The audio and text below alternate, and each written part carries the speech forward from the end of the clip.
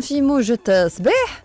خلينا نحكيو على موضوع بصراحة يمثل قلق كبير لبرشا ناس، وبرشا ناس ما لقاتلوش حل.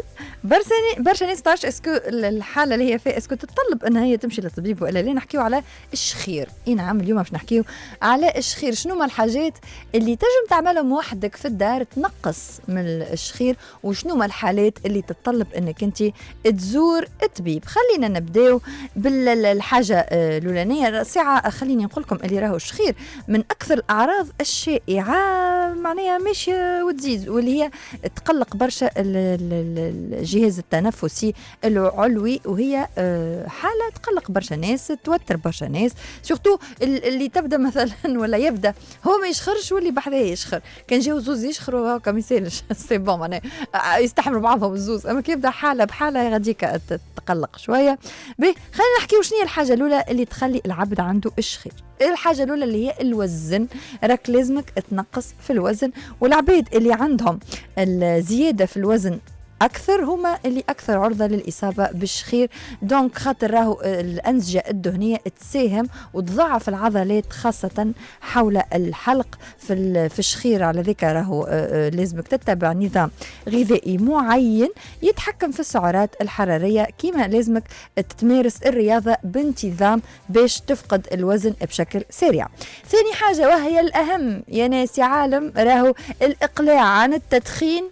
راهو من أحسن الحاجات اللي يخلي العبد ما عادش يشخر، على خاطر التدخين يهيج المسالك الهوائية، وهو اللي يخلي الشخير أكثر سوء من قبل. على ذلك لازمك تنقص بشوي بشوي بدخان، هذا كان ما تنحيش كومبليتمون، على خاطر هو راهو من الأسباب الأولانيين اللي يخليوك تشخر.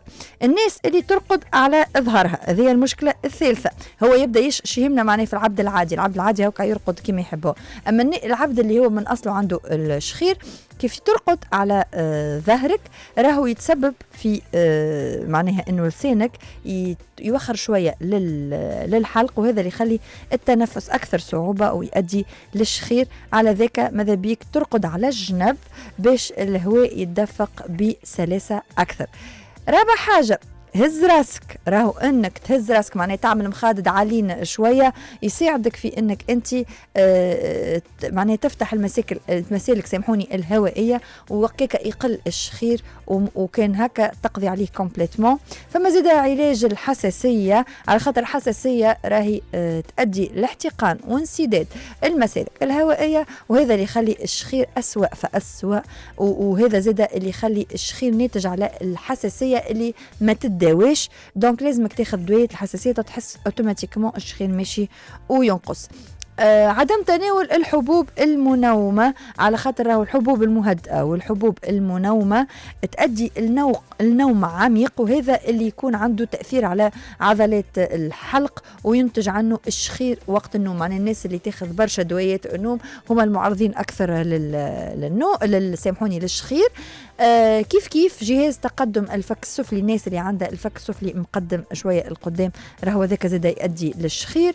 زاد الناس اللي عندها مسالك هوائية مسدودة وإلا ضيقة واللي هما شرائط الأنف هما المعرضين أكثر زاد للإصابة بالشخير وقت النوم. وهما اللي فما ذوما اللي نحكي عليهم شرائط الأنف هما كل الباغي الصغيرة تتحط في الخشم تحل شوية هكا الخشم، وهذا اللي يخلي العبد يتنفس أسهل، وهذا اللي يخلي الشخير يقل كان مش يتوقف كاريمون.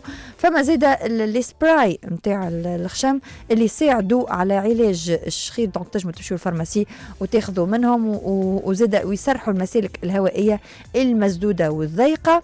وقتاش لازمك تزور الطبيب؟ هذا هو الكيستيون، خاطر فما حالات لازمها تمشي للطبيب. راهو الشخير يعد من الحالات الصحيه البسيطه، راهي ماهيش جراف اللي العباد اون جينيرال ما يمشيوش للطبيب لعلاجها والا التعرف على اسبابها، لكن لازمك تمشي للطبيب في حال كنت فما أعراض أخرى مصاحبة للشخير، واللي هي أول حاجة يكون الشخير متكرر، معناه ما يقص الجملة ليلة كاملة من اللي ترقد لين تقوم وانت تشخر، لازمك راك تمشي للطبيب، ويكون بصوت عالي، صوت عالي جدا معناه يقلق على الآخر. وقت اللي يكون عندك مشكلة انه ساعات يتوقف التنفس، وهذه مشكلة كبيرة ياسر لازمك تمشي للطبيب. وقت اللي تلقى روحك راسك يوجع فيك الصباح، راهو راسك يوجع فيك على خاطر الشخير نتاعك وصل لك، معناه هو اللي يوجع لك راسك على خاطر كانت عندك صعوبة في النفس ليلة كاملة، وحتى الحس القوي نتاع الشخير يصيبك بالصداع. وقت اللي تتخنق والا تولي تلهث وقت النوم لازمك تمشي للطبيب. وقت اللي تعدي نهار كامل وانت تعب وتحب ترقد وعندك النوم الزايد، هذاك لازمك تمشي للطبيب. وقت اللي تقوم الصباح فمك شايح على الاخر وعندك التهاب في الحلق، راهو لازمك تمشي للطبيب. وقت اللي يكون عندك صعوبة في النوم، ما تنجمش ترقد بالكدا وتكون عندك كثرة التبول أثناء الليل، زاد لازمك تمشي للطبيب. فما مشاكل في الذاكرة، وقت اللي تحس الذاكرة متاعك ماهيش مريقلة وتنسى ياسر لازمك تمشي للطبيب.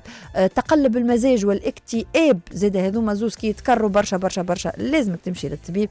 وهذم الكل أعطيتكم الحالات اللي العاديين، أعطيتكم الحالات اللي لازمكم تمشوا فيهم للطبيب. إن شاء الله الناس الكل تبقى بصحة جيدة.